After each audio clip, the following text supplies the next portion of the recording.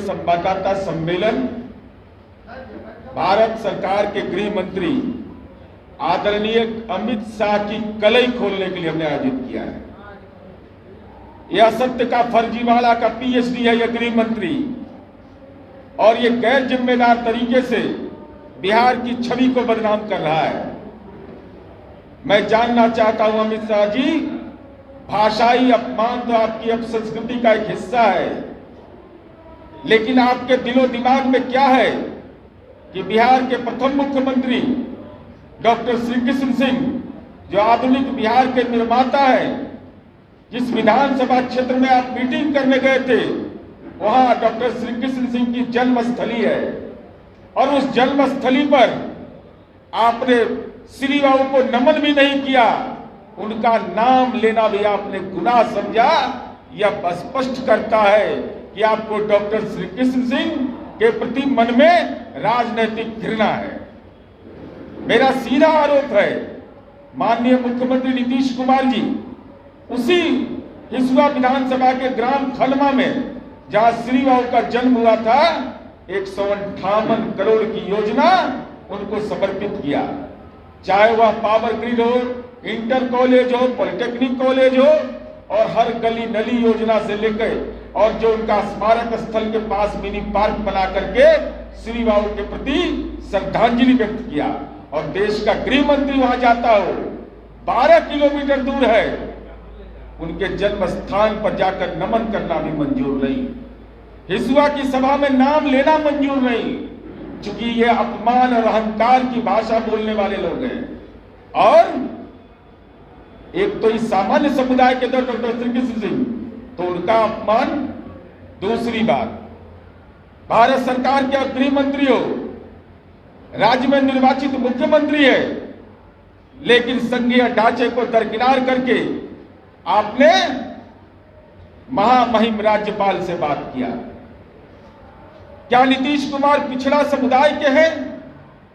राज्य के मुख्यमंत्री बने हुए हैं, पिछड़ा समुदाय का व्यक्ति क्या आपको मंजूर नहीं कि माननीय नीतीश कुमार जी निर्वाचित मुख्यमंत्री से आपने बात करना सही नहीं माना, और आपने महामहिम से बात की, और यही कार्य संस्कृति आपका बंगाल में रहा।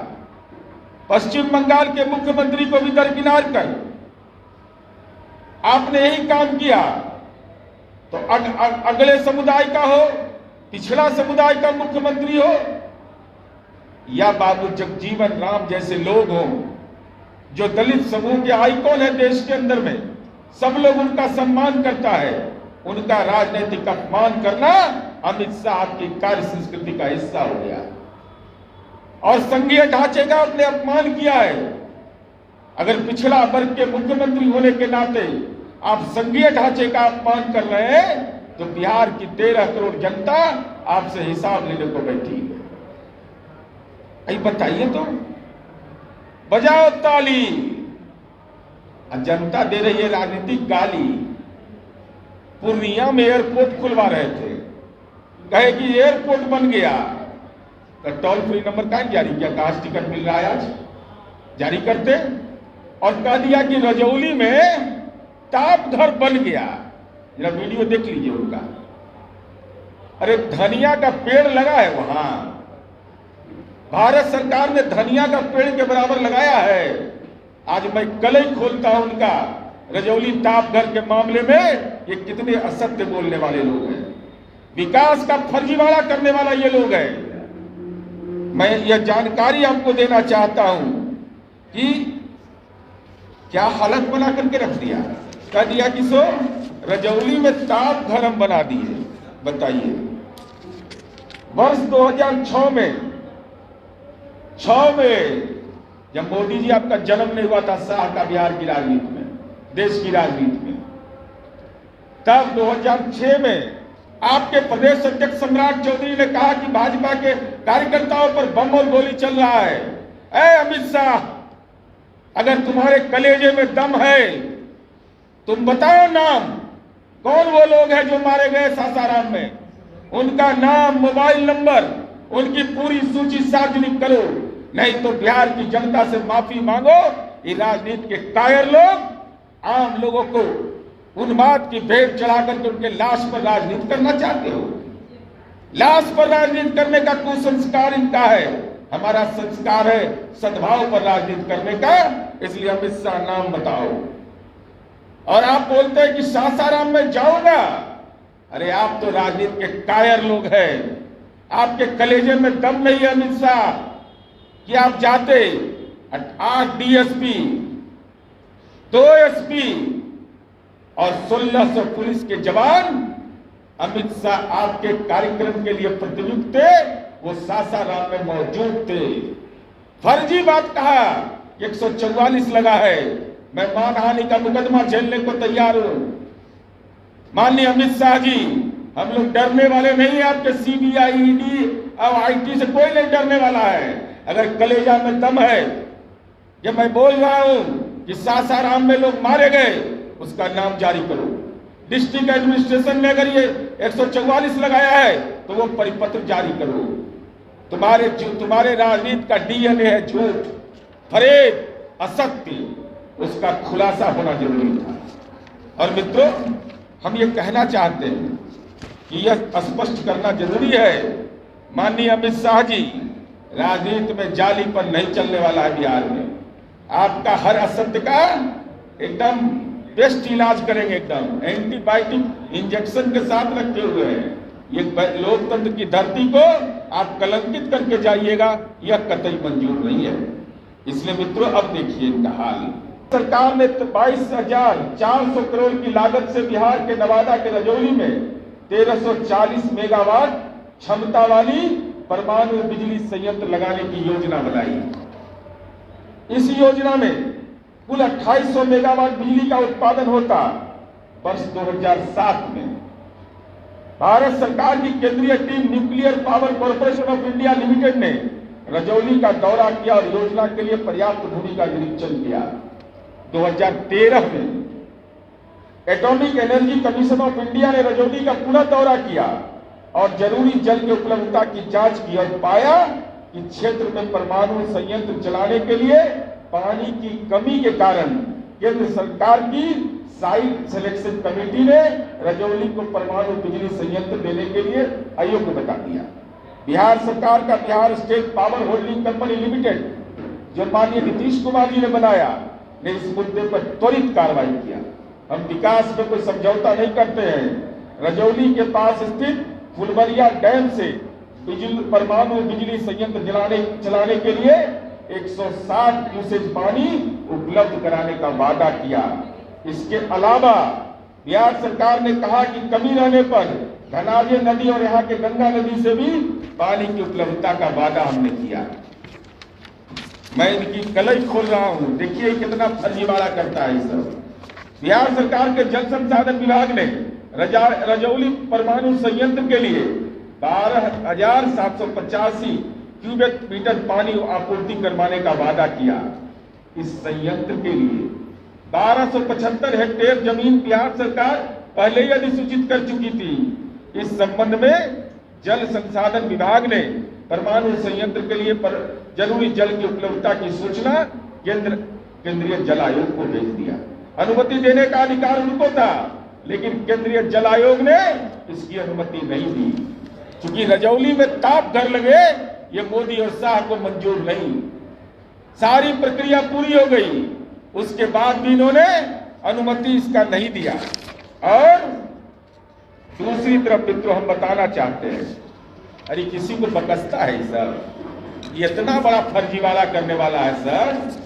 माननीय सांसद रमा देवी और जयप्रकाश नारायण जी, जो राजद के सांसद थे, ने 29 जुलाई, मैं डेट बता रहा हूं, डेट 29 जुलाई 2015 को प्रधानमंत्री से रजौली परमाणु बिजली संयंत्र के बारे में सवाल किया, जिसके जवाब में प्रधानमंत्री कार्यालय ने, मोदी प्रधानमंत्री थे, उन्होंने सदन को सूचित किया कि पर्याप्त जल की उपलब्धता नहीं रहने के कारण केंद्रीय साइट सिलेक्शन कमेटी ने योजना को निरस्त कर दिया। जबकि बिहार सरकार ने केंद्रीय जल आयोग को भेज दिया, पर फुलवरिया डैम को उन्होंने विजिट किया, उसके बाद कहा कि नहीं, उपलब्ध नहीं है। पार्लियामेंट के अंदर सत्य बोला। उसके जवाब में प्रधानमंत्री कार्यालय ने साइट सिलेक्शन के फैसले के बाद जल की उपलब्धता का वादा किए जाने को संज्ञान में नहीं लिया और मेरा आरोप है कि रजौली के मामले में प्रधानमंत्री कार्यालय ने देश की संसद को गुमराह किया। रजौली के मामले में कि पानी की उपलब्धता नहीं है, तो बिल्कुल असत्य है, झूठ है। अब देखिए इनका हालिया देख लीजिए। इसके बाद अब माननीय सुशील मोदी जी के साथ क्या कर रहा है सुनिए, बड़ी हमको दया आता है। ऐसा नहीं करना चाहिए। जिसने पूरा जीवन पार्टी के लिए दे दिया उसको भी गुमराह कर दिया। अगस्त 2021 के मॉनसून सत्र में सुशील मोदी जी ने प्रधानमंत्री से सवाल पूछा और देख लिए संसदीय प्रणाली का कितना बड़ा अपमान ये लोग करता है। इससे बड़ा अपमान नहीं हो सकता है। 12 अगस्त 2021 का दिन निर्धारित किया गया और 11 अगस्त को पार्लियामेंट खत्म कर दिया गया और सदन की कार्यसूची से ही इसको निरस्त कर दिया।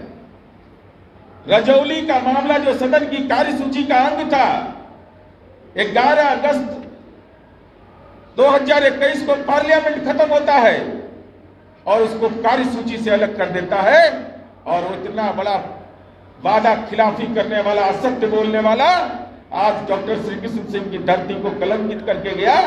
कहा कि हम चालू कर दिए, तो चालू कर दिए थे, आप अपना घर में चालू किए हैं, गृह मंत्री के घर में चालू, कहां है चालू? राजनीति के स्मशान घाट में बनाया है तुमने।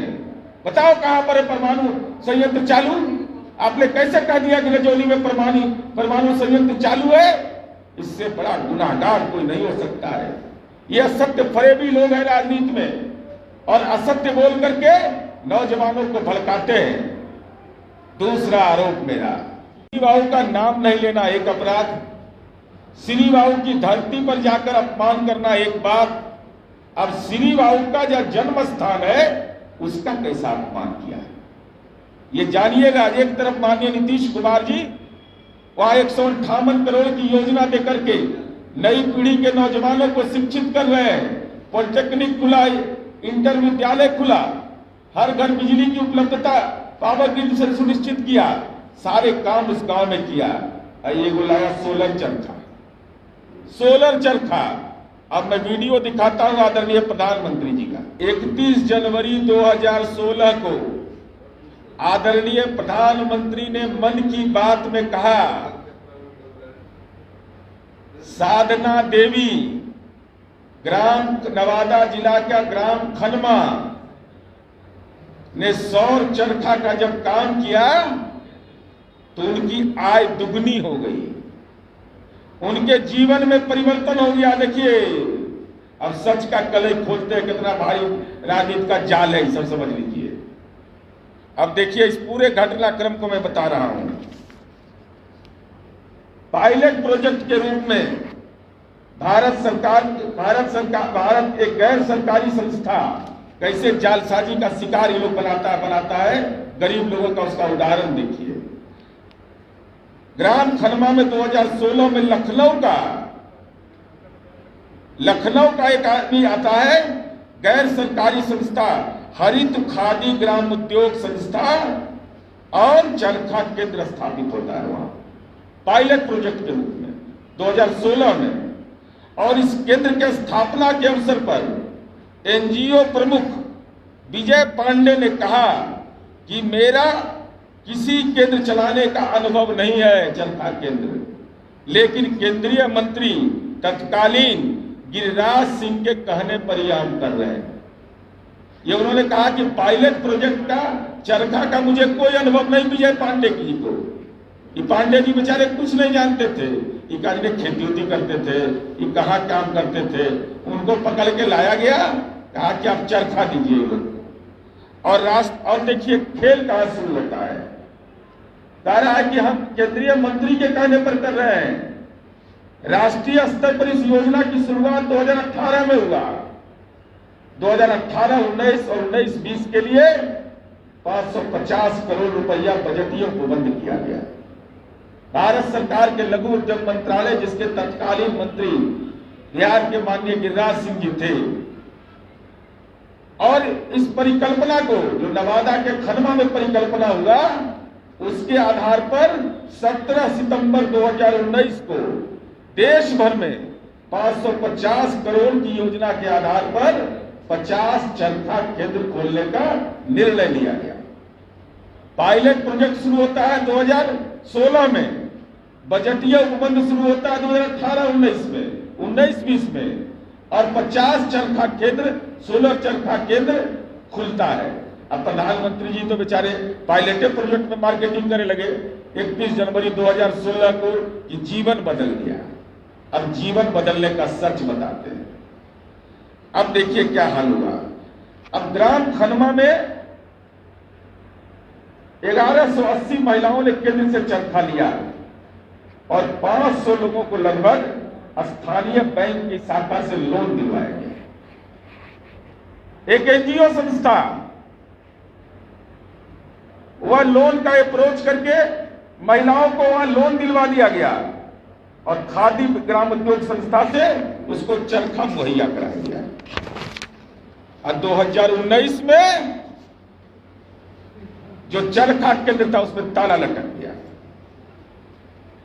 और गरीब महिलाओं के लिए ऋण में लिए गए चरखे थे, सोलर चरखा, जिसका प्रधानमंत्री जी मन की बात में बोल रहे थे, मुंह में पाप लग रहा था लेकिन मन की बात बोल रहे थे, और लोन लिया और वह ऋण वापसी का बोझ उन गरीबों पर पड़ गया। 2016 में शुरू, 2019 में सेटल डाउन। मैं जानना चाहता हूं आपके माध्यम से, क्या 50 सोलर केंद्र, चरखा केंद्र को का काम किसी एनजीओ संस्था को दे दिया गया था? नहीं तो पायलट प्रोजेक्ट कैसे खनमा में एक एनजीओ को, विजय पांडे नाम का एक व्यक्ति जिसको अनुभव नहीं प्राप्त था, उसको कैसे यह काम दे दिया गया? 2019 में ही चालू हुआ, 2019 में ही बंद हो गया। अगर देश भर में आपने 50 सौर चरखा केंद्र चलाया तो कहां चालू है, कौन कौन लाभुक है, किसको किसको सब्सिडी मिला, ये सूची सार्वजनिक करो। साथ ही साथ मित्रों, हम यह कहना चाहते हैं कि भारत सरकार किसके, और जब प्रोजेक्ट बंद हो गया तो क्यों नहीं माना जाए कि सभी केंद्र के लोगों को आर्थिक रूप से बंधक बना दिया गया और एनजीओ ने राशि का घपला कर लिया। क्या यह सही है? और नहीं तो भाजपा बताए कि विजय पांडे से क्या संबंध है भाजपा का?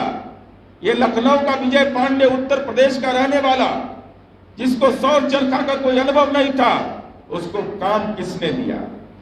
किसकी इजाजत से काम मिला? और भारत सरकार के पास 150 करोड़ रुपये अगर खजाने के हैं और वो सौर चरखा केंद्र नहीं चल रहा है तो इस राशि की लूट में कौन कौन शामिल है? इस राशि की लूट में कोई न कोई शामिल है जिसने महिलाओं के साथ को आर्थिक बंधक बना दिया, बैंक लोन के जाल में उनको फंसा दिया। और हम ये कहना चाहते हैं कि ये पूरे खेल में भाजपा की बड़ी भूमिका है। इसलिए भारतीय जनता पार्टी को यह स्पष्ट करना चाहिए कि रोजगार के नाम पर आदरणीय प्रधानमंत्री जी का भाषाई फर्जीवाड़ा 2016 में पायलट प्रोजेक्ट में आपने ग्राम खनमा का नाम लेकर डॉक्टर श्री कृष्ण सिंह की धरती को कलंकित किया है। क्योंकि उस गांव की महिलाएं, जो गरीब महिलाएं थी, वह आर्थिक बोझ के शिकार हो गई, बैंक लोन का शिकार हो गई। तो आदरणीय अमित शाह, नरेंद्र मोदी जी उन महिलाओं का, जिन महिलाओं का आज बैंक का ब्याज का चक्रवृद्धि ब्याज चल रहा है, किसके वेतन से उसकी भरपाई होगी? कौन सा ऐसा खजाना आपने बनाया है जो उन महिलाओं के बच्चे, आने वाली पीढ़ी बैंक के इस मकर जाल में पड़ जाएगी? उसका गुनाहगार कौन है? इसलिए आज संवाददाता सम्मेलन के माध्यम से इसके पीछे कौन से लोग हैं, ये पूरे मामले का उद्भेदन होना चाहिए। कई महिलाओं और कर्मियों का सौर चरखा बंद होने के पूर्व के 3 माह की राशि का भुगतान भी हरित खादी ग्राम उद्योग संस्थान ने नहीं किया। जो लोग काम कर रहे थे उनका भी 3 महीने का भुगतान रख लिया। स्थिति यह हो गई कि मैं बता रहा हूं नाम, जरा जानिए। महादलित समुदाय का व्यक्ति आशीष रजवंशी की पत्नी मनोरमा देवी और उसी के परिवार के रामोतार राजवंशी और मिथिलेश राजवंशी की पत्नी मोबाइल नंबर भी है। हम जब बोलते हैं तो बड़ा पक्का पक्की 7970626741 आज भी उसका बैंक ऋण चालू है। कौन गुनाहगार है? चरखा केंद्र आपने बंद कर दिया और उन गरीब महिलाओं का सब्सिडी का पैसा तक के आप लोग बहुत लोगों का नहीं दिया। आज उनके घर पर अगर ताला लटक गया, उनके घर में भुखमरी की शिकार हो गई वो महिला, आर्थिक बोझ के तले दब गई, उसका कौन गुनाह है? मोदी गुनाहगार कि अमित शाह गुनाहगार कि कौन लोग गुनाहगार है? मैं नाम ले रहा हूं। भेला चंद्रवंशी की पत्नी और बहू, इसका बैंक ऋण चालू है। सुनील राजवंशी की पत्नी, शंकर महतो की पत्नी, प्रदीप यादव की पत्नी, कारू राजवंशी की पत्नी, राजो जर की पत्नी, बैंक ऋण चालू। मीना देवी, किसी को नहीं बख्शेंगे। पिछड़ा है तो रहिए, दलित है तो रहिए, तो सामान्य समुदाय को काहे बख्श देंगे? ऐसा कोई सगा नहीं जिसको नरेंद्र मोदी ने मन की बात में ठगा नहीं। अब देखिए क्या किया। मीना देवी पति सुबोध सिंह, मननपुर, ग्राम खनमा, 8406045414 बैंक ऋण चालू है। उसका मीटर चालू है, चक्रवृद्धि ब्याज चल रहा है सबका, गरीब लोगों का।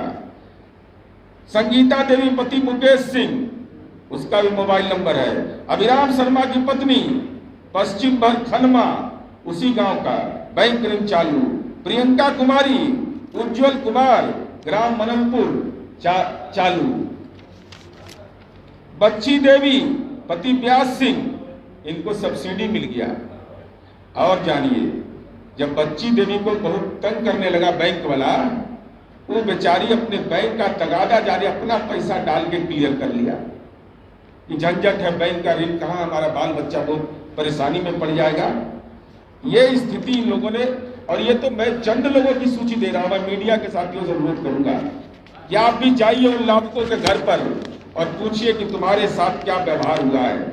और मित्रों, आप यह जानिएगा कि रेणु देवी पति अरुण सिंह, संगीता देवी अनिल सिंह, दोनों गोतनी है, पूरे परिवार का आर्थिक रूप से गिरवी रखवा दिया। यहां तक कि महादलित परिवार की महिला को, जो रसोईया का काम करती थी, जो मिड डे मील में काम कर रही थी, शौचालय का पैसा मिला था, बैंक आया, बैंक ऋण के नाम पर उसमें कटौती कर लिया। मैं भारतीय जनता पार्टी से यह जानना चाहता हूं कि हिसुआ के खनमा में लखनऊ की एक गैर सरकारी संस्था एनजीओ द्वारा पायलट प्रोजेक्ट के नाम पर किसकी अनुमति से हरित खादी ग्राम उद्योग संस्था में ने सौर चरखा केंद्र स्थापित किया? कौन है ऑर्डर गिवर? किसने ऑर्डर दिया था कि इतना बड़ा महिलाओं के साथ अपमान, उनको रोजगार के नाम पर उनके साथ ठगी का व्यवहार, बैंक के जाल में उनको फंसा देना, किसके आदेश से हुआ था? और इसमें सब्सिडी की राशि थी, तो अगर सब्सिडी की राशि दिए हैं तो उसकी सूची सार्वजनिक करो। किसको किसको मिला है? मेरा आरोप है आपके माध्यम से, जो लाभुक महिलाएं थी उनकी सब्सिडी की राशि भी वो संस्था खा गया। तो किसके आदेश पर यह संस्था, भारत सरकार की योजना चल रही थी? एनजीओ के हवाले महिलाओं की आर्थिक तकदीर को आपने कर दिया था। और 2019 में अगर एमएसएमई मंत्रालय के अंदर 550 करोड़ का परिव्यय कर 50 सौर चरखा केंद्र खोला गया, तो 2019 में खनमा का ये चरखा केंद्र क्यों बंद हुआ? अमित शाह जी कि भारत रत्न देना तो श्री बाबू को दूर, अगर नाम लेना भी गुनाह समझा है, तो आने वाले 2024 और 25 के चुनाव में डॉक्टर श्री कृष्ण सिंह की विरासत को मानने वाले लोग आपके द्वारा किए गए हर राजनीतिक अपमान का एंटीबायोटिक टैबलेट देकर के आपको ठीक कर देंगे।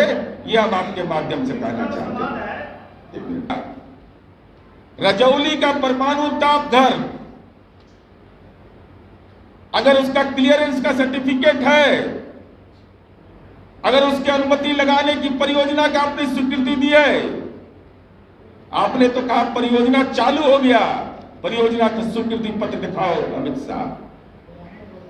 और तीसरा सवाल मेरा है कि सौर चरखा केंद्र के नाम पर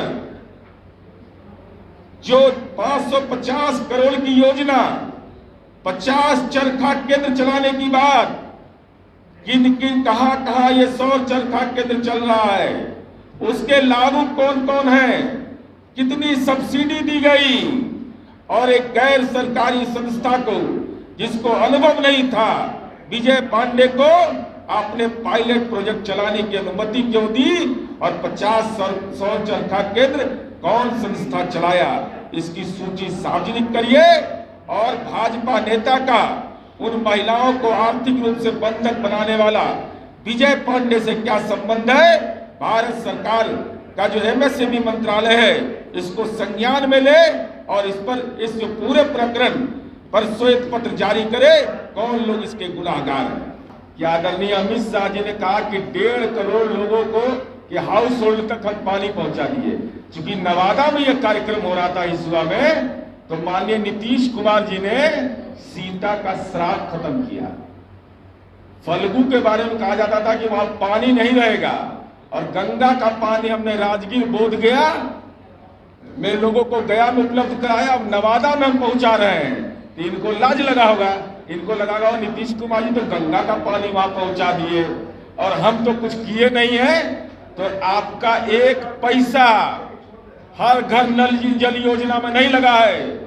अमित शाह जी, नहीं तो आप अपने जो आपके सरकार में मंत्री थे, एनडीए की सरकार में पीएचडी मंत्री थे, उनका भी अपमान करे। और साथ ही साथ देखिए, अपमान तो अति हो गया है। अब माननीय संजय जायसवाल जी, माननीय तारकिशोर प्रसाद, माननीय रेणु देवी, अब हालत ये हो गया कि आज माननीय सुशील मोदी जी का फोटो भी गायब कर दिया। तो आप इसका मतलब साफ तौर पर है कि एक सामाजिक समूह के लोग जो भाजपा के नेतृत्व वर्ग में थे, उनका राजनीतिक अपमान करना आपका डीएनए बन गया है, इसीलिए इस सबको दरकिनार कर दिया। आदरणीय अमित शाह जी, 24 नवंबर 2015 की सरकार जब बनी थी, तो आदरणीय नरेंद्र मोदी जी को राजनीति का डीएनए हमारा बता रहे थे, उनको अलीगढ़ का ताला लगा दिया। और 5 जनवरी 2017 को राजनीति में नीतीश कुमार जी जिस काम के लिए जाने जाते हैं, गठबंधन नहीं रहने के बावजूद, महागठबंधन की सरकार थी और नरेंद्र मोदी को बोलना पड़ा था गांधी मैदान में कि शराबबंदी लागू करके नीतीश कुमार ने साहसिक काम किया है। अरे जंगल राज नहीं बिहार में, नीतीश राज है, और नीतीश राज जब रहेगा तब तक आपको नीतीश कुमार जब तक है बिहार की राजनीति में, अलीगढ़ का ताला लगा हुआ है, वैकेंसी नहीं है, आउटडेटेड पार्टी रह जाइएगा सब दिन, इसके अलावा कोई भूमिका नहीं। और आपको तो राजनीति में अयोग्य मानते थे बीजेपी के नेता लोग। जब तक महागठबंधन की सरकार थी, अमित शाह को आने नहीं देता था। हमको लगता फिर बीजेपी का नेता बिहार डर गया होगा। कितना ही झूठ बोल रहे हैं, वहां एयरपोर्ट बनवा देते हैं, वहां ताप घर बनवा देते हैं। तीनों का सत्ता से हटने के बाद दिमागी ताप घर गर्म हो गया है।